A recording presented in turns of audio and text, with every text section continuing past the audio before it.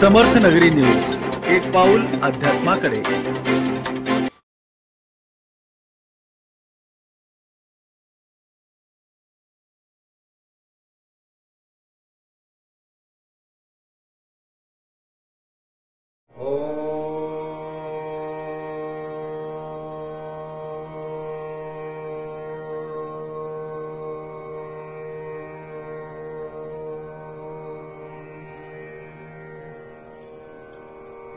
ब्रह्मानंदं परमसुखदं केवलं ज्ञानमूर्तिं द्वन्द्वातीतं गगनसदृशं तत्त्वमस्यादिलक्ष्यम् एकं नित्यं विमलमचलं सर्वधी साक्षिभूतं भावातीतं त्रिगुणरहितं सद्गुरुं तन्नमामि। गुरुचरण प्रतापे पुण्य पापे जळाली, त्रिभुवन समतीर्थे ज्ञान गंगे मिळाली। शुभाशुभ पाहता भावना राम झाली, निशिदिनी गुरुराया उन्मनी झोप आली। अवधूत चिंतन श्री गुरुदेव दत्त सद्गुरु श्री स्वामी समर्थ महाराज की जय। दत्तात्रय अवधूत चिंतन श्री गुरुदेव दत्त। भाविक भक्तजन हो, दत्त महाराजांच्या जन्मोत्सवाचा हा उत्सव आपण समर्थ नगरी न्यूज चॅनलच्या माध्यमातून प्रवचन सेवेच्या द्वारे आपण साजरा करीत आहोत। प्रवचन सेवा करत असताना दत्त महाराजांचा विषय हा अनिवार्य आहे। याचं कारण असं की दत्त महाराजांच्या जन्मोत्सवाचं संकीर्तन उभारत असताना महाराजांनी या जगतावर कोणती कृपा केली आहे आणि कशी कृपा केली आहे, त्यांचं अस्तित्व, त्यांचं असणं, त्यांच्या नामस्मरणाचं फल हे सगळंच आपल्याला अनुभवावं लागणार आहे। आणि आपण नित्यनियमाने महाराजांची सेवा करत आहोत, त्यामुळे दत्त महाराजांच्या या सेवेचा आनंद आपण नित्यनियमाने घेत आहोत। आज चिंतनासाठी मी माऊलींची ज्ञानेश्वरीतील 17व्या अध्यायातील 330वी ओवी मुद्दाम येते, कारण माऊलींच्या इतकं गोड बोलणं कुणाचंच नाहीये आणि माऊलींच्या इतकं सहज सांगणं हेही कुणाचं नाहीये आणि माऊलींच्या इतकं सुंदर शब्दांचं गुंफणं हेही कुठल्या संतांच्या बाबतीत आहे असं म्हणता येणार नाही। कारण माऊली इतकं गोड बोलणं इतकं गोड की साच आणि मवाळ, मिथुले आणि रसाळ, शब्द जैसे कल्लोळ अमृताचे म्हणणारे ज्ञानेश्वर माऊली हे शब्दांच्या पलीकडे आहेत। मला एका अर्थाने असं वाटलं की आज चिंतन जे आपण करावं, उपजलिया बालकासी नाम नाही तयापाशी, ठेविले नावाशी ओदेत उठत असे। काय आहे? उपजलिया बालकाशी नाम नाही तयापाशी, ठेविले नावेशी ओदेत उठत असे।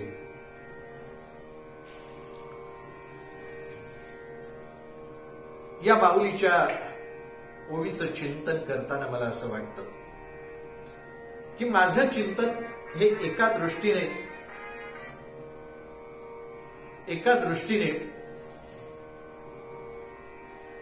हे एकांगी चिंतन असावं। माझं चिंतन हे माझंच असावं, त्यामुळे सगळ्यांना आपल्याला ते पटेलच असं नाही।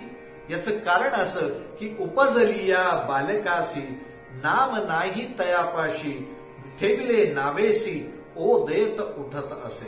पहिल्यांदा या ओवीचा अर्थ बघूया. जन्मलेल्या बालकाला माऊली असं म्हणते की जन्मलेल्या बालकाला नाव कुठलं असतं तर काहीच नाव नसतं. जन्मल्यानंतर नावाचा विषयच येत नाही. ज्या दिवशी 12वा दिवस येईल 13वा दिवस येईल किंवा घरातले सगळे नातेवाईक एकत्र येतील त्याच्या बारशाचा उत्सव साजरा करतील त्यावेळेसपासून त्याला नाव प्राप्त होतो. माऊलीने नेमका हाच मुद्दा निवडलेला आहे. उपजलिया बालकासी नाव नाही तयापाशी ठेविलिया नावेशी ओ देत असे. उपजलिया म्हणजे जन्मलेल्या बालकाला नाव काहीच नसतं. त्याची आई काय करते, अले हे छकुल्या छकुल्या छकुल्या अशा विविध नावाचा उच्चार करते. आणि ल ल ल ळ ळ ही जी बाराखडी आहे ना तर ती बाराखडी उच्चारल्याबरोबर ते मुलाला गंमत वाटते, वेगळा आनंद होतो. त्याला वाटतं वेगळं काहीतरी आवाज येतोय. त्याच्याशी काहीही त्याला देणं घेणं नसतं पण ते आवाजाच्या दृष्टीने आकर्षित होतं आणि ते हसायला लागतं. त्याला वाटतं हे आपल्यालाच बोलवतायत किंवा आपल्याशीच बोलताय, आपल्याशीच हितगुज करतायत असं वाटतं आणि म्हणून तो मातेशी संवाद साधायला लागतं ते बालक. पुढे काय होतं, 12व्या दिवशी त्याचं नाव ठेवलं जातं, पाळण्यात घातलं जातं. सगळे मंडळी सगळी गोळा होतात, त्याच्या नावाचं बारसं घालतात, घुगऱ्या वाटल्या जातात आणि आत्या नावाची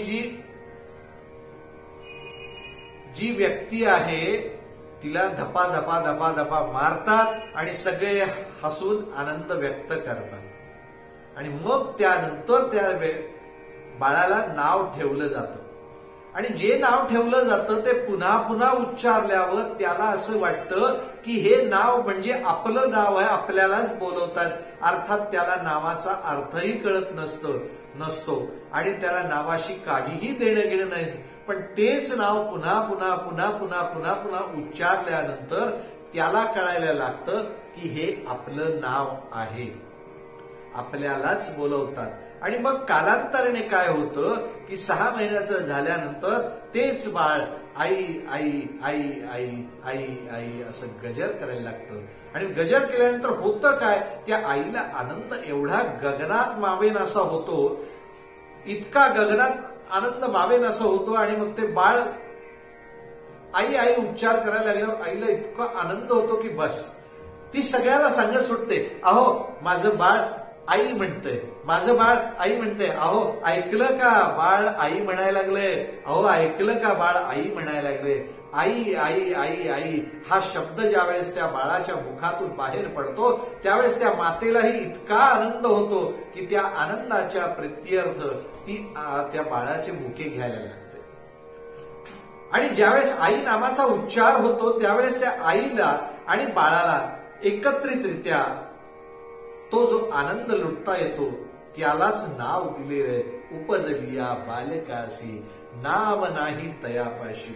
आणि मग पुढे काय होतं, आई त्याला सांगते, नुसतं आई आई म्हणू नको बाळा, बाबा बाबा पण म्हण. मग ते बाबा बाबा म्हणजे 2 ओठ एकत्र येत आहेत आणि त्याच्यातून काहीतरी उच्चार होतोय. हे म्हटल्यानंतर तो त्या बाळाच्या मुखातून ते बाबा बाबा बा हा उच्चार येतो.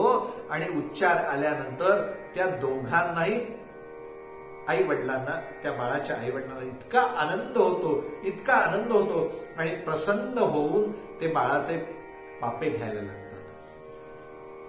बाळाला कुठे ठेवू कुठे नाही असं व्हायला लागतं. तसं माऊली असं म्हणते की तुम्ही जर भगवंताच्या नामाचा उच्चार करत असाल, दत्त नामाचा उच्चार करत असाल तर एकदा म्हणून चालणार नाही, अनेक वेळा तुम्हाला म्हणावं लागेल. दत्त महाराज दत्त महाराज, माऊजी माऊली, सद्गुरुनाथा असं म्हणून त्याला सारखं अळवावं लागते. ते बाळ जसं पुन्हा पुन्हा ते उच्चार करतं तसं भक्तांनी देवाच्या नावाचा उच्चार केला तर देवालाही ते आवडतं, देवालाही ते मनापासून भावतं आणि मग देव त्याच्याकडे, त्या भक्ताकडे आकर्षित होतो. कारण ती आई आहे, जगताची आई आहे. दत्त महाराज म्हणजे जगताची आई आहे किंवा सकल देवतांचा उच्चार करत असताना सुद्धा ती आई आहे. आईच्या भावनेतूनच तिलाही आनंद होतो की माझं बाळ मला पुकारतंय, माझं बाळ मला हाक मारतंय, माझं बाळ माझ्या नावाचा उच्चार करतंय, याच्यातच आनंद आहे. आणि म्हणून माऊलींनी मला असं वाटतं की ही ओवी एवढी मोठी ज्ञानेश्वरी प्रगट झाली, अगदी 17व्या अध्यायापर्यंत प्रकट झाली. 330वी ओवी आली आणि 330व्या ओवी पर्यंत त्या ज्ञानेश्वरीला, त्या तत्वज्ञानाला, त्या अधिष्ठित असलेल्या शास्त्राला काय नाव द्यावं हा संभ्रम माझ्या दृष्टीने असं वाटतं की माझ्या चिंतनातून असं वाटतं की माऊलींनाही प्रश्न पडला असावा की याला नाव काय द्यावं. आणि म्हणून त्याने सद्गुरुनाथांना म्हणजे आपल्या सद्गुरूंना, सद्गुरू निवृत्तीनाथांना प्रार्थना केली असावी, माऊली हे गुरुराज माऊली याला नाव काय द्यावं. हे अघटित लोपलेलं ज्ञान तुम्ही तुमच्या कृपेने प्रगट झालं, माझ्या मुखातून प्रगट झालं असलं तरी त्याचे करते करविते आपण आहात. म्हणून माऊली हे सद्गुरुनाथा, हे गुरुराया याला नाव काय द्यावं बरं. आणि मग त्याच्यातूनच नाव ठेवलं गेलं असेल ज्ञान आणि ईश्वर. जिथं ज्ञान प्रगटलं, ज्ञानाचा ईश्वर ज्यामध्ये समाविष्ट आहे, सद्गुरुनाथांचं कौतुक ज्या ठिकाणी आहे, भगवंताचं अधिष्ठान आहे, त्या तत्वज्ञानाला ज्ञानेश्वर माऊलींनी नाव दिलं ज्ञान ईश्वरी म्हणजेच ज्ञानेश्वरी. त्याचंच दुसरं नाव भावार्थ दीपिका. हे भगवंताला भक्तांनी घेतलेलं नाव खूप आवडतं. मद्भक्ता यत्र गायत्री तत्र तिष्ठामि नारदा, हे नारदांना दिलेलं भगवंतांनी दिलेलं उत्तर हे तितकंच महत्वाचं आहे. याचं कारण असं की उपजलिया बालकासी नाम नाही तयापाशी, ठेविलेली नावेशी ओ दयत उठतस. ज्या वेळेस आता साधी आपली व्यवहारातली गोष्ट बघूया. एक जन्म झाल्याबरोबर सगळी नाती निर्माण झाली. काका, मामा, मावशी, आत्या, बहीण, ताई, भाऊ, ही सगळी नाती कधी निर्माण होतात तर बालकाचा जन्म झाल्यानंतर. मामा कुणाचे तर बाळाचे, आत्या कुणाची बाळाची, मावशी कुणाची बाळाची, काका कुणाचे बाळाचे, बाबा कुणाचे बाळाचे, आई कुणाची बाळाची. म्हणजे हे सगळं नामकरण केव्हा होऊ शकतं तर बाळाचा जन्म झाला आणि बाळाला नाव ठेवल्यानंतर अमक्या अमक्याची आत्या. तसं भगवंताला नावाने हाक मारलं ना, एकदा नावाने हाक मारून चालणार नाही. पुन्हा पुन्हा पुन्हा पुन्हा पुन्हा पुन्हा माऊली ज्ञानेश्वर भगवान म्हणतात की पुन्हा पुन्हा म्हणजे कसं, हरिमुखे म्हणा, हरिमुखे म्हणा, पुण्याची गणना कोण करी. काय देवाची द्वारी उभा क्षणभरी तेणे मुक्तिचारी साधी येल्या. या तेणे मुक्तिचारी साधी येल्या याच्या पाठीमागं एवढं मोठं बॅकग्राऊंड आहे, एवढं मोठं कार्यकारण आहे, एवढं मोठं कर्तृत्व आहे की जी तपश्चर्या म्हणून गणली जाते त्याला म्हणायचं नामस्मरण. ज्ञानेश्वर माऊलींनी हेच आपल्याला सांगितलेलं आहे. अरे एवढी मोठी ज्ञानेश्वरी प्रगट झाली पण कुठे नाव नाही लिहिलं ज्ञानेश्वर महाराजांनी, ही ज्ञानेश्वरी मी लिहिलेली आहे. शेवटी तर असं उल्लेख केलाय की शके 1212 म्हणजे काय, 1212 मध्ये ही ज्ञानेश्वरी प्रगट झाली. ही सद्गुरुनाथांच्या कृपेने प्रगट झाली. मी त्याच्यातला शून्य आहे. म्हणून 18व्या अध्यायात शेवटी ज्ञानेश्वर महाराज म्हणतात, माऊली म्हणते की किंबहुना तुमचे केले धर्मसंकीर्तन सिद्धी गेले, तेथ माझे जी उरले पायकण भगवंता हे तू प्रगट केले.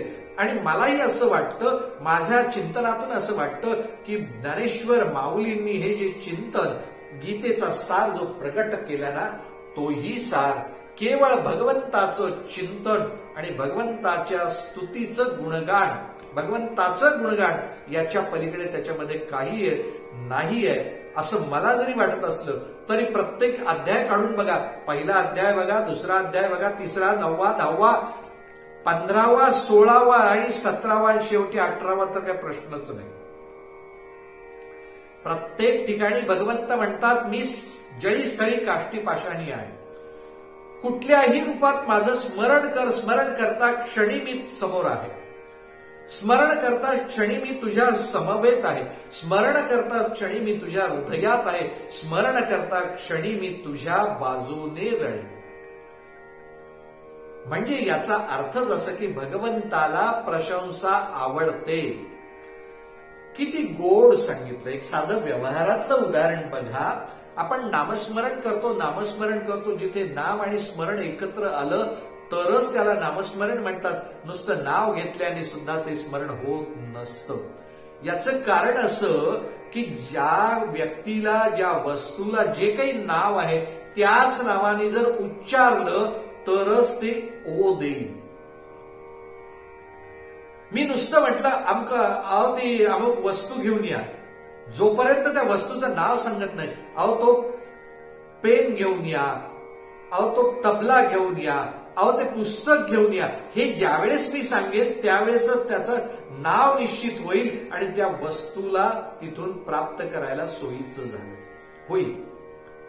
मी सांगितलं घड्याळ आणून द्या आणि तुम्ही नुसती जर माळ आणून दिली तर त्याला मी म्हणणार नाही हे घड्याळ आहे म्हणून मी मुळीच म्हणणार नाही.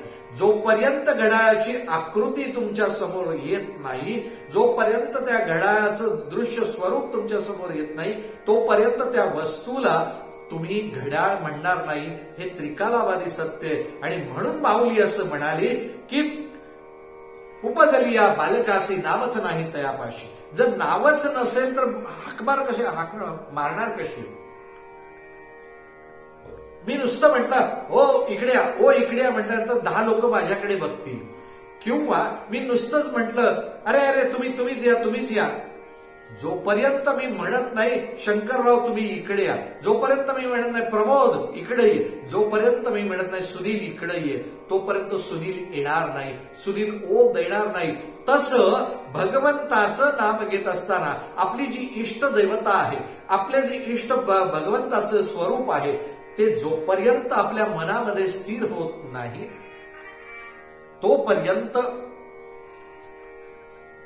तोपर्यंत ती देवताही ओ देत नाही. ज्या वेळेस तुम्ही त्या भगवंताचं नामनिर्देश कराल. मी याच्यासाठी म्हणालो की नामनिर्देश म्हणजे नक्की काय असतो. ज्या इष्टदेवतेचं नाव आपण घेणार आहोत, ज्या इष्टदेवाची जी सेवा करणार आहोत, ज्या इष्टदेवतेला प्राप्त व्हावं म्हणून आपण उपासना करणार आहोत, तर त्या इष्टदेवतेचं पहिल्यांदा मनामध्ये स्वरूप प्रकट व्हायला पाहिजे. समजा मी दत्त महाराजांचं नाव घेत असेल, दत्त महाराजांचं नाव घेत असताना जर दत्त महाराजांची मूर्ती माझ्या समोर आली नाही किंवा दत्त महाराजांच्या नावाचं किंवा ते प्रगट रूप माझ्या मनामध्ये भरलं नाही आणि नुसतंच मी तोंडाने दत्त दत्त दत्त दत्त म्हणत राहिलो तर दत्त नामस्मरण होऊ शकत नाही. नाम हे वेगळं आणि स्मरण हा शब्द वेगळा.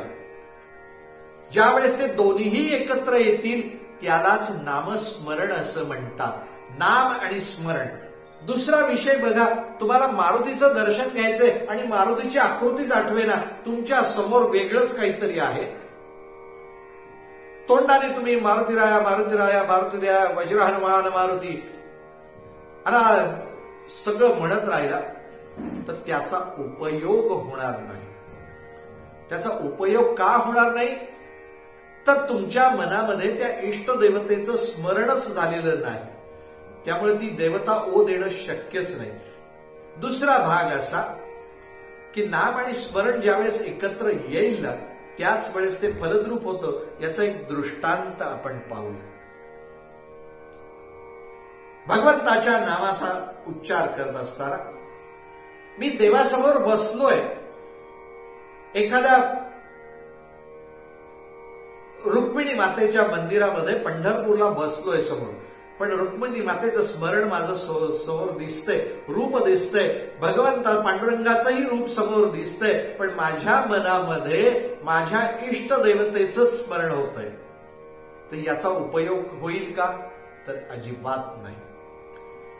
ज्या वेळेस तुम्ही इष्ट देवतेचं स्मरण करत असताना त्याचं रूप, त्याचं ध्यान, त्याचं स्वरूप, त्याच्या आकृतीचं दृश्य रूप तुमच्या मनामध्ये आधी हृदयामध्ये प्रगट व्हायला हवंय आणि मगच नंतर ते भगवंताचं स्वरूप तुमच्या ओठातून बाहेर पडेल, हृदयापासून ते नामस्मरण होईल.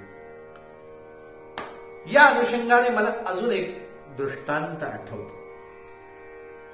काय झालं, एक बाई आपल्या मुलाचं नाव शाळेमध्ये घालण्यासाठी 6 वर्षाच्या मुलाला घेऊन हातामध्ये घेऊन शिक्षकांच्याकडे गेले, शाळेमध्ये गेले. मुख्याध्यापक होते. त्या मुख्याध्यापकांना बाईने सांगितलं की या मुलाचं नाव शाळेमध्ये घालायचं आहे. मुख्याध्यापकाने त्याचा जन्मतारखेचा दाखला पाहिला, दाखला तपासला, बरोबर आहे बाई, या मुलाला आम्ही आमच्या शाळेमध्ये प्रवेश देणार आहोत. या दृष्टीने मुख्याध्यापकाने त्या क्लार्कला सांगितलं की या मुलाचं नाव लिहून घे आणि त्याचं नाव दाखल करून घे. दाखल करून घेत असताना जे तारखेचा दाखला होता, त्या जन्मतारखेच्या दाखल्यावर जे नाव होतं तेच ते नाव लिहून काढल्याबरोबर बाईंचा पारा एकदम चढला. बाई म्हणाल्या, मी याला 9 महिने पोटात वागवलं, 9 महिने याला सांभाळलं, अनेक यातना सहन केल्या, त्याच्यानंतर याच्या जन्माच्या वेळेस मला अतोनात त्रास झाला, तरी देखील याच्या जन्माच्या निमित्तानं मला आनंद होत राहिला. पुढे मी 6 वर्ष याचं संगोपन केलं. याचं संगोपन करत असताना मी माझं सर्वस्व विसरले, त्याला लहानाचं मोठं केलं आणि मी आता शाळेत नाव घालायला आल्याबरोबर तुम्ही याच्या वडिलांचं नाव घालता, माझं का नाही? असं म्हटल्याबरोबर मुख्याध्यापक म्हणाले, बाई अजून तरी कायदा बदललेला नाहीये. आता बदलला, आता काही प्रश्न येत नाही, आता आईचं सुद्धा नाव लागतं. असो, विनोदातला भाग थोडासा सोडून देऊ. पण त्या मुख्याध्यापकांना प्रश्न असा पडला की या बाईला उत्तर काय द्यावं. मग त्यांनी त्यांच्या पद्धतीने सांगितलं, बाई वडिलांचंच नाव देण्याची का प्रथा आहे, तर याच्या पाठीमागं एक भूमिका आहे की यांचा वडिलांच्या संपूर्ण इस्टेटीचा हा वारस आहे. आईकडची इस्टेट होईल का हा वारस, तर नाही होणार. वडिलांच्याच इस्टेटीचा सहभाग याला मिळेल आणि म्हणून याचं नाव लावायचं. एक नाव लावलं तर एवढी इस्टेट मिळते, एक नाव लावलं तर एवढी इस्टेट मिळते. आणि मग जर भगवंताचं नाव घेतलं तर जन्मोजन्मीची केवढी इस्टेट मिळेल हो. त्या इस्टेटीचं गुणगान करता येईल का, त्या इस्टेटीचं मोजमाप करता येईल का आपल्याला. मुलाच्या बरोबर वडिलांचं नाव लावलं तर वडिलांच्या इस्टेटीचा संपूर्ण हिस्सा वारसा हक्काने मुलाला मिळतो. भगवंताचं नाव घेतलं तर भगवंत केवढी इस्टेट, 7 जन्माची इस्टेट नाही, जन्मोजन्मी आम्ही बहुपुण्य केले तेव्हा या विठ्ठले कृपा केली अशी म्हणायची वेळ येईल. आणि संतांचं सांगणं आहे की जन्मोजन्मीची जर कृपा व्हावी असेल, या भवसागरातून तरुण जायचं असेल, तर या भवसागरातून तरुण जाण्यासाठी एकमेव उपाय, या कलियुगातला एकमेव उपाय म्हणजे नामस्मरण आणि नामस्मरण, याच्याशिवाय दुसरं काही तरणोपाय नाही. ज्ञानेश्वर माऊलींनी हरिपाठात याचा सुंदर वापर केलाय आणि आपल्याला ते समजावून सांगितलं. हरिमुखे म्हणा पुण्याची गणना कोण करी, असोनी संसार जिव्हे वेग करी, किंवा कापुराची वाती उजळल्या ज्योती, ठाईच बैसोनी झाली समाप्त, असे म्हणणारे ज्ञानेश्वर महाराज हे याच्यासाठीच सांगतायत की सर्वस्व तुझं त्या भगवंताला अर्पण कर. ज्या वेळेस तू त्यातला तुझ्या नामाचाही उच्चार करणार नाही, तुझं नाव काही हेही तू विसरून जाशील, त्यावेळेसच भगवंताला तू प्रिय होशील आणि भगवंत तुला आपलंसं करेल. त्यासाठी तुला नाम आणि स्मरण हे एकत्र ठेवावं लागेल. अनेक गमती जमती आहेत, या गोष्टीचा विचार केला. नामच नाही तयापाशी, अरे तुझ्याकडे जर भगवंताच्या नामाचा उच्चारच नाही तर तो येईल कसा. मला समजा माझ्या मित्रांनी सांगितलं, रे आमच्या लग्नाची पत्रिका आलेली आहे आणि पत्रिका आली, तुला आली का? तुम्ही म्हणाल मला नाही आली. मग तो मित्र जर तुम्हाला आग्रह करू लागला, चल त्या लग्नाला जाऊया, काय होतं आपल्याला, पत्रिका नसली तरी काय, तुम्ही म्हणाल नाही, मला बोलवलेलं नाही, मी येणार नाही. अगदी हा स्वाभाविक विषय आहे. बिन बुलाए मेहमान असं होण्याचं कुणालाही आवडत नाही. तसं भगवंताला सुद्धा नामस्मरण त्याला आळवल्याशिवाय, त्याला बोलावल्याशिवाय तो भगवंत कधीही येणार नाही. त्या भगवंत नामाचा उच्चार सतत झाल्याशिवाय तो भगवंतही आपल्यावर कृपा करत नाही. आणि म्हणून भगवंताच्या नामाचा उच्चार करणं हे तितकंस सोपं नाही. हे पुन्हा पुन्हा घ्यावं लागतं, जन्मोजन्मी घ्यावं लागतं. त्याची संख्या किती याला महत्व नाहीये.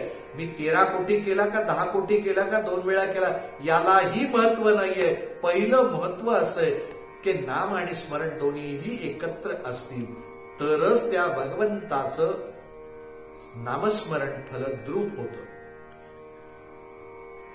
विचाराच्या दृष्टीने जर आपण या ओवीचा विचार केला तर ठेविली या नावेसी ओ देतस.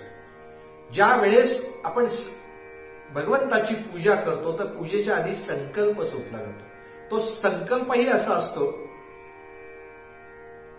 की तो संकल्प करत असताना त्याच्यामध्ये सगळं त्या भगवंताच्या नामाचा उच्चार करण्याआधी आपण स्थल, काल, वर्तमान तिथी, वर्तमान नक्षत्र या सगळ्यांचा पंचांगातल्या 5ही अंगाचा उच्चार करतो आणि मग त्या भगवंताला सांगतो की भगवंता, माझं एवढं दुःख निवारण करण्यासाठी मी तुझी पूजा करतोय.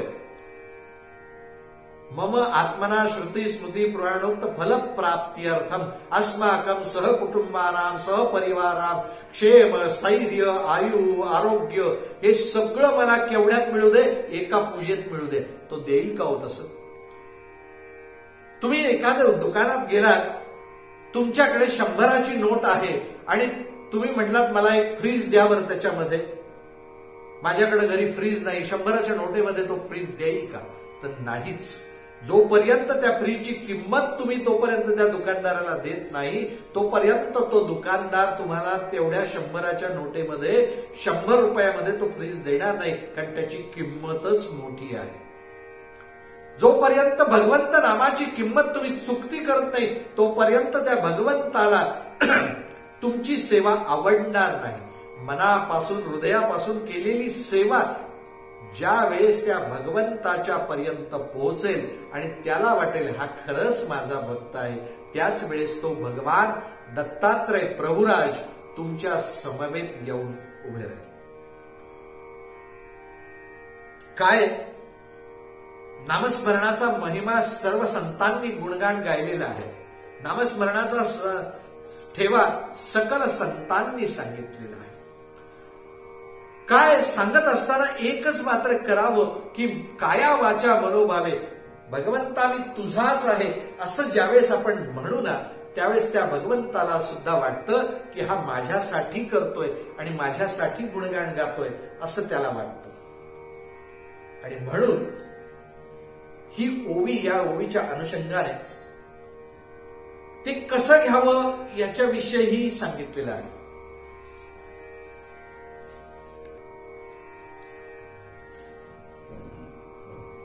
आपल्या दैनंदिन कामामध्ये सुद्धा भगवंताचं अधिष्ठान कसं असावं हे गीतेने आपल्याला सांगितलंय. गीतेने आपल्याला कर्मयोग सांगितला, ज्ञानयोग सांगितला, राजयोग सांगितला, भक्तियोग सांगितला. हे सगळं सांगत असताना आपल्या उपयोगाचं काय हे आपल्याला कळलं पाहिजे. कर्मयोगामध्ये जन्माला आलेला प्रत्येक जीव त्याला कर्म करावंच लागतं हे जसं गीतेने आपल्याला सांगितलं. कर्म करावंच म्हणजे नक्की काय करायचं असतं? कर्म करायचं म्हणजे काय आणि कर्मातच देव पाहायचा म्हणजे नक्की काय हेही आपल्याला कळलं पाहिजे. काय एक सर्वसाधारण व्यवहारातला नियम आहे. शास्त्र असं सांगतं की भल्या पहाटे उठावं. भल्या पहाटे म्हणजे किती वाजता उठावं का त्याचंही सुद्धा गणित आहे. रात्री किती जागावं याचंही गणित आहे. काय सांगितलंय शास्त्राने आपला? पहिले प्रहर जागे सकल. पहिले प्रहर म्हणजे पहिल्या प्रहरात, म्हणजे रात्रीच्या पहिल्या प्रहरात सगळे जागतात. दुसरा प्रहर जागे भोगी. दुसरा प्रहर म्हणजे 9 ते 12 याच्यामध्ये कोण जागतं? तर ज्याला अपेय पान करायचं आहे, जे दुर्गंधीयुक्त असू शकतं किंवा जे व्यसनाधीन असतात, ती माणसं 9 ते 12 या वेळेत जागतात. जी माणसं ज्यांना पांढरा रस्सा, तांबडा रस्सा वगैरे वगैरे असलं काही करायचं असतं ना, ज्याला अपेय पान म्हणतो आपण, ते तसलं खायचं असतं, तर त्यांच्यासाठी 9 ते 12 ते लोक जागतात. तिसऱ्या प्रहरात कोण जागतं? तर तिसरे प्रहर जागे तस्कर आणि रोगी.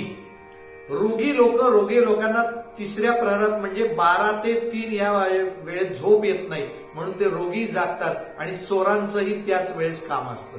चोर लोक बरोबर याच वेळेस येतात. आणि चौथा प्रहर जागे योगी. योगी पुरुष मात्र पहाटे बरोबर 3 वाजता उठतात आणि त्यांचा नित्यक्रम आचरतात. बघा, सर्वसाधारणपणे आंघोळीचे पण नियम सांगितले बरं का.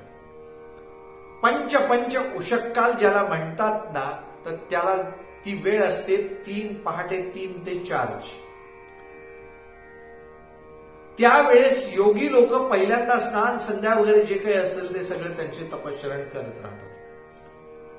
आपल्या दृष्टीने साधारणपणे विचार करायचा असेल तर शास्त्र असं सांगतं की कुणाही सत् प्रवृत्तीच्या माणसाची अंघोळ ही बरोबर 4 ते 5 या वेळेत व्हायला हवी, किंवा 5 ते 6 या वेळेत व्हायला हवी. 6 वाजता कोण अंघोळ करतं? का तुम्ही आम्ही सामान्य, तुमच्या आमच्या सामान्य माणसांची. कारण त्याला अंघोळच म्हटलंय, त्याला स्नान म्हटलेलं नाही, त्याला अंघोळच म्हटलंय. कसं तरी अंगावर पाणी ओतून घ्यायचं, चांगल्या प्रतीचा साबण वापरायचा, त्यावेळेस आपले कपडे आपल्याला सापडतात, म्हणून त्यावेळेस 5 ते 6 या वेळेत अंघोळ करावी असं म्हटलं. 6च्या नंतर कोण अंघोळ करतं? 6च्या नंतर राक्षसाची अंघोळ असं म्हटलंय. आणि 7च्या नंतर, 6 ते 7 या वेळेनंतर रेडा धुतला काय, नेरा धुतला काय, दोन्ही सारखीच गोष्ट. हे शास्त्राने सांगितलेले नियम आहे. म्हणजे याचा उपयोग सुद्धा वेगळ्या पद्धतीने होतो. आता तुम्ही म्हणाल शास्त्राने अजून काय सांगितलंय आम्हाला? तर शास्त्राने एक छान सांगितलंय, ज्या वेळेस तुम्ही जागे व्हाल, झोपेतून जागे व्हाल, तर त्यावेळेस पंच उषक्काळी ज्यावेळेस झोपेतून जागे व्हाल, त्यावेळेस पहिल्यांदा शास्त्र सांगतं असं की कराग्रे वसते लक्ष्मी, करमध्ये सरस्वती, करमुले तू गोविंदम, प्रभाते करदर्शनम. हे करायचं, हे म्हणायचं आणि आपल्या दोन्ही हातांची ओंजळ अशी समोर डोळ्यासमोर घेऊन त्याला नमस्कार करायचा आणि भगवंताला सांगायचं, भगवंता आज जे मी तुला पुष्प वाहणार आहे, ते पुष्प या हाताने जे काम होणार आहे त्या कर्तृत्वाचं, त्या कर्माचं फळ मी, कर्माचं पुष्प मी तुझ्या चरणी वाहणार आहे. आणि मग दिवसभर या हाताने कोणतंही वाईट कर्म करू देऊ नको, ही त्या भगवंताला प्रार्थना करायची. आणि मग पुन्हा नम्रता सांगितली. समुद्र वसने देवी, पर्वत स्तन मंडले, विष्णुपत्नी नमस्तुभ्यम, पादस्पर्शम क्षमस्व मे. हे भूमाते, तुझ्या अंगावर मी खेळणार आहे, माझ्या पायांचा स्पर्श तुला होणार आहे, त्यामुळे भगवंता, हे भूमाते, हे माझे आई, माझा हा अपराध तू पोटात घे बरं, हेही सांगावं लागेल. आणि मग अशी जर नम्रता करून आपण जर दिवसभराचं काम केलं तर या हाताने कोणतंही वाईट कर्म होणार नाही, हे आपल्याला निश्चितपणे जाणता येईल. आणि मग संध्याकाळी झोपण्याच्या वेळेस सुद्धा हेच काम करावं. गादीवर बसावं, आपल्या अंथरुणावर बसावं आणि त्या भगवंताला सांगावं, भगवंता तुझ्या कृपेने आज दिवसभर मी जे काही काम केलं त्या कर्तृत्वाचं, त्या कर्माचं पुष्प मी तुझ्या चरणी अर्पण करतोय म्हटल्यानंतर ते पुष्प हे चांगलंच असलं पाहिजे. ते पुष्प, कर्माचं पुष्प हे सुगंधीच असलं पाहिजे. त्या कर्माचं पुष्प हे सडलेलं नसलं पाहिजे. त्या कर्माचं जे फूल आपण भगवंताच्या चरणी अर्पण करणार आहोत ते फूल अतिशय पवित्र, टवटवीत आणि सुगंध देणारं असावं. असं फूल ज्यावेळेस त्या भगवंताच्या चरणी अर्पण करू ना, त्यावेळेस तो भगवंत निश्चितपणे आपल्याला आशीर्वाद देईल. स्वामी समर्थांच्या चरित्रामध्ये एक गंमतशीर गोष्ट आलेली आहे. एक मोठे ज्ञानी पंडित कीर्तनकार महाराजांच्याकडे यायचे. स्वामी समर्थांच्या चरित्रामध्ये आलेला हा भाग आहे. आणि त्यांना असं वाटायचं की मी जगातली सगळी शास्त्र, उपनिषद, वेदांचा मी अभ्यास केलेला आहे. जगातलं सगळं पांडित्य माझ्या डोक्यात आहे आणि पांडित्य माझ्या इतकं कुणाचंच नाही असा त्यांना एक गर्व झालेला होता. ते म्हणायचे की या जगामध्ये मी एकटाच असा आहे की माझ्याशिवाय दुसरं कोणी ज्ञानी नाही. अशा आविर्भावामध्ये अक्कलकोटला आले आणि अक्कलकोटला आल्यानंतर महाराजांना त्यांनी प्रार्थना केली. सांगितलं, महाराज मी आज इथं कीर्तन करू का? महाराज म्हणले, करा की. करण्याबद्दल काय आमचं मत आहे? काय नाही, करा म्हणले. कीर्तन करायचं तर करा. त्या कीर्तनामध्ये महाराजांच्या समोर कीर्तन केलं आणि कीर्तनामध्ये त्यांनी खूप मोठं तत्वज्ञान सांगितलं जे सामान्य लोकांच्या डोक्यावरनं गेलं. त्यात काय सांख्ययोग, गीतेचा सांख्ययोग काय, अर्जुन विषाद योग काय, कर्मयोग काय, ज्ञानयोग काय, राजयोग काय, सगळं सांगितलं. कीर्तन संपलं, सगळं संपलं आणि रात्री ते विश्रांतीसाठी गेले. माया, ब्रह्म, योग वासिष्ठाचा सगळा विषय, सगळा विषय त्यांनी सांगितला. ज्यांना समजलं ते फक्त आनंदून गेले. अशी 2-3 लोकच होते आणि 100 लोक काहीही समजलं नाही, निराश होऊन घरी गेले. ज्या वेळेस हे बुवा रात्रीच्या विश्रांतीसाठी गेले, झोपले, छान गाढ झोप लागली. कुठे झोप लक्षात घ्या, महाराजांच्या शेजारी. जी काही त्यावेळेसची त्यांची राहण्याची व्यवस्था असेल त्या राहण्याच्या व्यवस्थेमध्ये तिथे झोपले. आणि झालं काय, स्वप्नामध्ये ब्रह्मच दिसायला लागलं. ब्रह्म काय दिसतंय की सगळे विंचू त्यांच्या भोवताली दिसायला लागले. हे कुठे, स्वप्नात. आणि विंचू इतके दिसायला लागले की अंथरुणामध्ये सगळीकडे विंचू, अंगावर विंचू, डोक्यावर विंचू, पायावर विंचू, चादरीवर विंचू, गादीवर विंचू, सगळीकडे रूम भरून गादीवर सगळीकडे विंचूच दिसायला लागल्यावर ते मात्र घाबरले. अरे म्हणले, विंचू आता मला दंश करतील, माझा प्राण घेतील. घाबरत ओरडले, ओरडून उठल्यानंतर जागे झाले. पाणी प्याले वगैरे थोडीशी. सकाळ झाल्यानंतर महाराजांच्याकडे आल्याबरोबर महाराजांनी त्यांना पहिला प्रश्न विचारला, का रे, ब्रह्म जाणतोस ना तू? आणि मग स्वप्नातल्या विंचवाला घाबरला काय? ते का तुला चावत होते काय? हे आश्चर्यचकित झाले. यांना कसं कळलं मला स्वप्न असं पडलं, त्या स्वप्नामध्ये विंचू दिसला, हे कसं काय कळलं? म्हणून हे आश्चर्याने त्यांना विचारले. महाराजांना विचारू लागले, महाराज हे तुम्हाला कसं काय कळलं? स्वप्न तर मला पण. अरे स्वप्नातल्या विंचवाला घाबरतो आणि ब्रह्माच्या गोष्टी करतो, मायेच्या गोष्टी करतो. तुला ब्रह्म एवढं समजलं असेल तर इथं कशाला आलास? झालेली चूक त्यांना लगेच कळली आणि त्यांनी साष्टांग नमस्कार घातला महाराजांना. उपजलिया बालकाशी नामच नाही त्याविषयी. नाम म्हणजे एवढं नामाशी निगडीत एवढाच विषय नाहीये. संपूर्ण चलन वलन जीवनाचा सगळा सार या ओवीमध्ये आलाय. म्हणून त्या ओवीच्या अनुषंगाने आपण चिंतन करत आहोत. आणि शेवटचा भाग मी आपल्याला सांगून जातो. दत्त महाराजांच्या दत्त प्रभावळीमध्ये एक सत्पुरुष होऊन गेले. त्या सत्पुरुषांचं चिंतन आपण करूया. त्यांचं नाव दासोपंत. अंबाजोगाईचे दासोपंत या नावाने ते प्रसिद्ध आहे. दासोपंतांनी जवळजवळ 5 लाख श्लोकांची निर्मिती केली. अतिशय विपुल वाङ्मय आहे.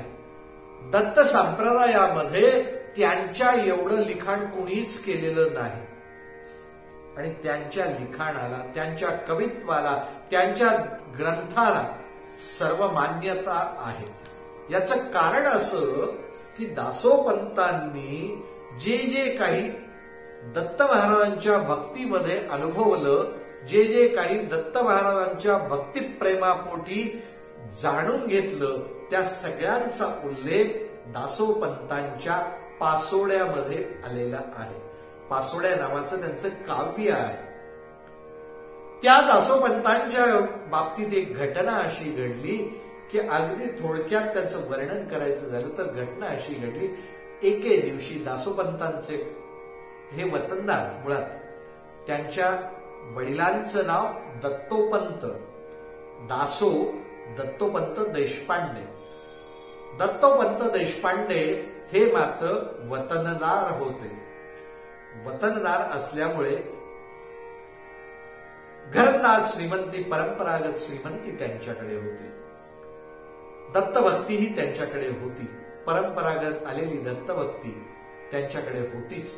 आणि झालं काय, एके दिवशी बादशहाने या दत्तोपंतांनी काय केलं, दुष्काळामध्ये जसं मंगळवेढ्याच्या दामाजी पंतांनी कोठार लुटलं ना, लोकांना वाटून टाकलं ना, तशीच कथा यांच्याही बाबतीत घडली. यांच्याही बाबतीत अशी घडली की दत्तोपंतांनी सगळं कोठार, धान्याचं कोठार बादशहाला न विचारता, म्हणजे त्यावेळेसचा बिदरचा बादशाह, यांच्या पदरी ते वतनदार होते, यांच्या पदरी ते सरदार होते, त्या बादशहाला न विचारता यांनी लोकांच्या भुकेपोटी, लोकांच्या दुष्काळापोटी, लोकांना गरजेपोटी सगळं धान्याचं कोठार लोकांना वाटून टाकलं, लुटून दिलं. बादशहाची परवानगी नसल्यामुळे बादशाह एकदम खोपला. मी अगदी थोडक्यात सांगतोय, विस्ताराने कथा सांगता येईल. आणि बादशहाने यांचं सगळं वतन खालसा केलं, यांना अटकेत टाकलं आणि त्याच्यानंतर दत्तोपंतांनी म्हणजे दासोपंतांच्या वडिलांनी त्याच्यानंतर देह ठेवला. दासोपंतांना ही अवस्था असह्य झाली. असह्य झाल्यानंतर बाकीचं वर्णन न सांगता मी एकदम थेट मुद्द्यावर येतो. इतकी असह्य झाली, ते दत्त महाराजांना सकळ प्रार्थना करत होते की मला या जीवातून, या जन्मातून मुक्त कर. आणि म्हणून दत्त महाराजांच्या चरणी त्यांनी प्रार्थना केली. असं म्हणतात की दत्त महाराज त्यांच्याकडे सोंगट्या खेळायला यायचे. दत्त महाराज यांचे दासोपंतांच्या बरोबर सहवासासाठी यायचे. असं म्हणतात की दासोपंत आणि दत्त महाराज दररोज नित्य नियमाने संवाद करायचे. त्या दत्त महाराजांना त्यांनी शेवटी प्रार्थना केली की मला या जीवनातून मुक्त कर, हे मला असह्य व्हायला लागलेलं आहे. म्हणून त्यांनी 17 दिवसाचं उपोषण केलं. अन्न पाणी न ग्रहण करता केवळ देहत्याग करायचा, या दृष्टीने त्यांनी उपोषण केलं. आणि उपोषण केल्यानंतर 17व्या दिवशी दत्त महाराज प्रकट झाले. कशा अवस्थेत प्रकट झाले, एक म्हातारे ग्रस्त त्यांच्याकडे आले. सकाळची वेळ, आदल्या दिवशी दासोपंतांनी विचार केला की उद्याच्या सूर्योदयाला मी देहत्याग करणार आहे.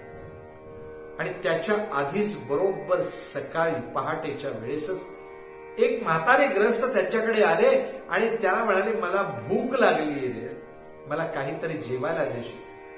त्यावेळेस दासोपंतांनी सांगितलं माझं सर्वस्व लुटलं गेले, माझं घरदार सगळं खालसा केले, माझी वतन जी होती परंपरागत आलेली, वडिलांच्याकडून आलेली वतन सगळी जप्त केलेली आहे. आज माझ्याकडे अंगावरच्या कपड्याशिवाय दुसरं काही नाही. आणि हे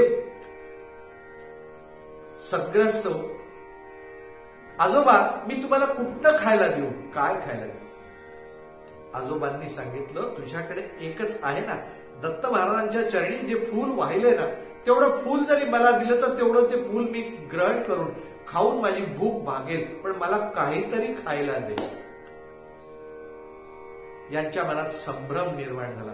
दत्त महाराजांच्या चरणीचं फूल यांना द्यावं म्हणजे काय करावं. त्यांना काही सुचेना म्हटल्यावर डोळ्यातून अश्रू यायला लागले. अश्रू इतके अनावर झाले. त्यांनी काय केलं, त्या म्हाताऱ्या ग्रस्तांच्या खांद्यावर डोकं टेकवलं आणि रडून रडून रडून रडून रडून आपल्या देहाचा, आपल्या डोळ्यातल्या पाण्याचा अभिषेक त्या माऊलीच्या अंगावर केला, म्हणजेच दत्त महाराजांच्या अंगावर केला. दत्त महाराजांनी सांगितलं, दासो रडू नको बाळा. नाही रे, जीवनाला एवढ्या सामान्य गोष्टीने तू कंटाळायचं नाही रे. अशी संकट यायलाच पाहिजेत. या संकटातून तुला निभावून जायचं असेल ना, तर तुला धीर ठेवलाच पाहिजे, संयम ठेवलाच पाहिजे. हताश नको हो. सकारात्मक विचार कर, कारण तुझ्याकडून या जगताचा उद्धार व्हायचा आहे. तुझ्याकडून या जगताला तारण्यासाठी तरुणोपाय सुचवायचा आहे. आणि जगताच्या उद्धारासाठी, लोकांच्या कल्याणासाठी तुला या अवताराची समाप्ती करता येणार नाही. खूप रडले. दोघांचं मिलन झालं तिथं.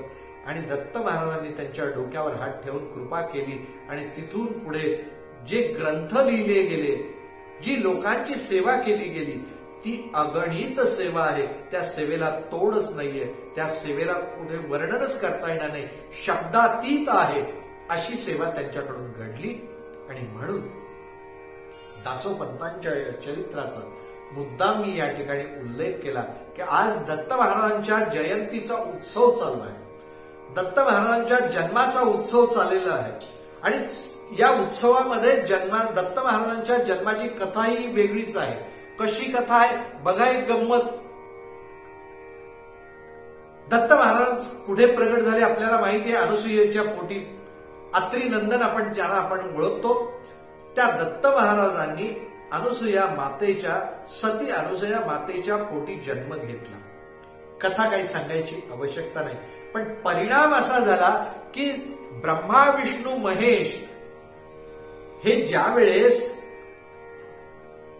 आपल्या पत्नीच्या सांगण्यावरून अनुसूया मातेकडे आले, कारण पत्नीने, या तिघांच्या पत्नीने काय सांगितलं होतं की या जगामध्ये ही कळ लावणारे परत नारदांनी कळ लावली होती. कसली कळ लावली होती? कारण दत्त महाराजांचं स्वरूप प्रगट व्हायचं होतं. दत्त महाराजांचा अवतार होणार होता. तर त्या अवतारासाठीची पूर्व पीठिका जी आहे त्यात एक गंमत आहे बघा. या तिघींनाही सांगितलं, पार्वती मातेला सांगितलं, लक्ष्मी मातेला सांगितलं, सरस्वती मातेला सांगितलं की तुमच्यापेक्षाही अतिशय लावण्यवती रूप सौंदर्य जिच्याकडे आहे ती अशी या जगामध्ये आहे. आणि प्रत्येकीने प्रश्न नारदांना विचारावा, आमच्यापेक्षा लावण्यवती कोण आहे? आमच्यापेक्षा सुंदर आहे अशी कोण आहे? प्रत्येक तिघींनाही अहंकार झाला. नारद महर्षींनी ज्यावेळेस सांगितलं की तुमच्यापेक्षाही श्रेष्ठ आहे, रूपवान असलेली एकमेव ज्या जगतामध्ये एकमेव स्त्री आहे, त्यावेळेस यांची उत्कंठा इतकी शिगेला पोचली की आमच्यापेक्षा लावण्य कुणाकडे असेल, आमच्यापेक्षा रूप कुणाकडे असं सौंदर्य आहे, पाहून तर घेऊया. म्हणून त्यांनी तिघींनी आपल्या नवऱ्यांना या अनुसूया मातेकडे पाठवलं आणि तिची परीक्षा घ्यायचं ठरवलं. हे आपल्याला कथानक माहिती आहे. झाली कथा. मला पुढे न्यायचे, मला मुद्दाम पुढचा विषय सांगायचा आहे. कारण उपजली या बालकासी नामच नाही तयापाशी. गंमत अशी घडली, हे तिघही ज्यावेळेस इकडे आले त्यावेळेस आपल्याला ती कथा माहितीये. त्या पतिव्रतेने आपल्या पतिव्रत्याचा उपयोग केला, आपल्या तपश्चर्याचा उपयोग केला आणि या तिघांनाही बाळ अवस्था प्राप्त करून दिली. आणि त्या बालक अवस्थेत, जन्म झालेल्या अवस्थेत त्या बालकांना या मातेनं स्तनपान केलं, अमृताचा वर्षाव केला आणि त्यांची इच्छा तृप्ती केली. हे आपल्याला माहिती आहे कथा. आता पुढची कथा महत्वाची आहे. ज्या वेळेस हे बालक होऊन इथे त्यांचं संगोपन चाललंय, अत्री ऋषी आणि अनुसूया माता या तिघांचंही संगोपन करतायत, त्या तिघांनाही वाढवतायत.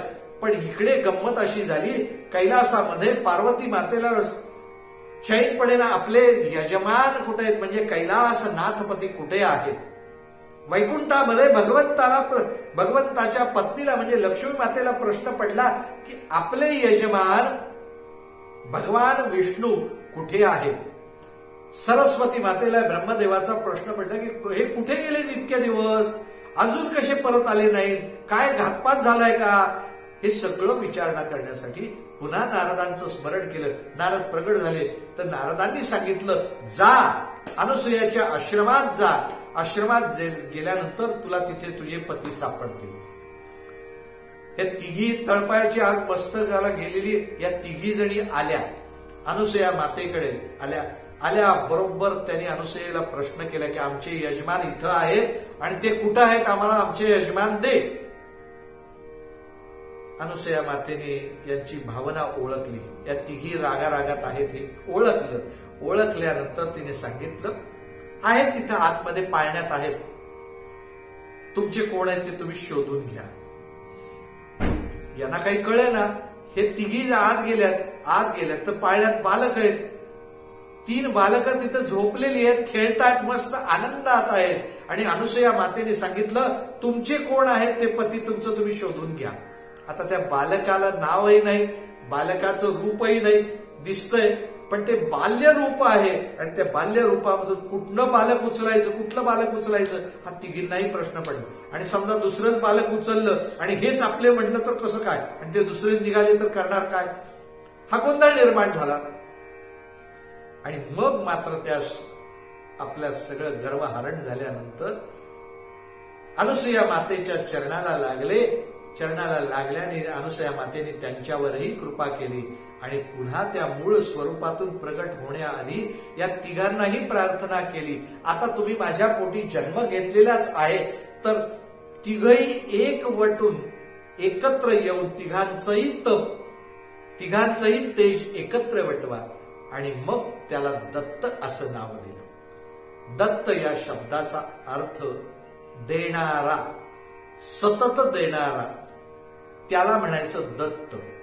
आणि मग पुढचा प्रकार आपल्याला माहिती आहे, आपल्या पतीनं त्यांनी घेऊन गेले. पण हे 3 तेज ज्यावेळेस एकत्र आले, 3 शिरे 6 हात तया माझा नमस्कार, काखी झोळी पुढे श्वान. तुकोबरायाने खूप छान वर्णन केलेलं आहे. त्यानं दत्त नामाभिधान झालं. दत्त हे नाव ठेवल्याबरोबर तो दिवस जो होता ना, तो मार्गशीर्ष शुद्ध पौर्णिमेचा दिवस, तोच आजचा हा पवित्र दिवस. या पवित्र दिवशी दत्त महाराजांचं स्मरण करावं, दत्त महाराजांचं दर्शन घ्यावं, दत्त महाराजांचं गुणगान गावं, गुरुचरित्राचं गुणगान गावं, गुरुचरित्राचं पारायण करावं किंवा दत्तनामामध्ये अखंड स्वतःला डुंबून घ्यावं किंवा दत्त महाराजांच्या भक्तीमध्ये आयुष्य हे व्यतीत व्हावं अशी प्रार्थना करावी. त्या दत्त महाराजांचं हा उत्सव, दत्त महाराजांच्या या उत्सवामध्ये मुद्दाम आजचं जे चिंतन आपण केलं ना, त्या चिंतनाच्या निमित्तानं माऊलींनी जी ओवी आपल्याला दिली, उपजलिया बालकासी नाम नाही तयापाशी, ठेविलेल्या नावाशी ओ देत उठतस. ज्या वेळेस त्याचं नामाभिधान होतं, ज्या वेळेस त्याला समजतं की आपलं नाव दत्त आहे, त्यावेळेसच ती दत्त मूर्ती प्रगट होती, आपल्या हृदयात स्थापित होते. आणि हृदयातील स्थापित झालेला तो भगवंत अखंडपणे आपल्याकडेच राहावा, आपल्या हृदयात राहावा. याच्यासाठी जर आपण नित्य नियमाने, नुसत्या दत्त जयंतीला दत्त दत्त म्हणून चालणार नाही, तर नित्य नियमाने एकही श्वास त्याच्याशिवाय न घेता केवळ दत्तनामाचा श्वास घेत असाल तर हे अखंड जीवन निश्चितपणे यशस्वी झाल्याशिवाय राहणार नाही. त्या दत्त माऊलींच्या स्मरणामध्ये, त्या दत्त माऊलींच्या भक्तीमध्ये आपण या भक्तीला उधाण आल्यासारखं होईल. आणि म्हणून दत्तभक्ती जरी कठीण असली तरी सुद्धा कलियुगामध्ये दत्त नामाच्या उच्चारानंतर लगेचच त्याचं फळ मिळतं, अशी दत्तभक्ती आहे. ती दत्तभक्ती स्वामी समर्थ अवतारातून आम्हाला करायला मिळाली, हे केवढं भाग्य. याचं कारण असं की या अक्कलकोट नगरीमध्ये ते दत्त महाराजांचं रूप प्रगट झालं. ते दत्त महाराजांचं रूप म्हणजे स्वामी समर्थ हे प्रकट झाले. हे खरंच आपल्या सकळ जगताचं अहोभाग्य आहे. दत्त महाराजांचे 16 अवतार दासोपंतांनी वर्णिलेले आहेत. दत्त महाराजांचे सकळ अवतार, त्या अवतारामध्ये दत्त महाराजांनी सकल भक्तांच्या वर, मूळ सगळ्यांच्या वर कृपा केलेली आहे. आपल्यालाही सगळ्यांना ती कृपा लाभावी आणि म्हणून या निमित्तानं आतापर्यंत झालेलं चिंतन दत्त महाराजांच्या चरणी अर्पण करत असताना आपल्या हृदयात असलेल्या त्या भगवंताच्या चरणी, त्या दत्त महाराजांच्या चरणी, त्या स्वामी समर्थांच्या चरणी अर्पित करतो आणि माझ्या वाणीला पूर्णविराम देतो. पुंडलिका वरदेव हरी विठ्ठल, श्री ज्ञानदेव तुकाराम, पंढरीनाथ भगवान की जय, माऊली ज्ञानेश्वर महाराज की जय. अवधूत चिंतन श्री गुरुदेव दत्त, सद्गुरु श्री स्वामी समर्थ महाराज की जय.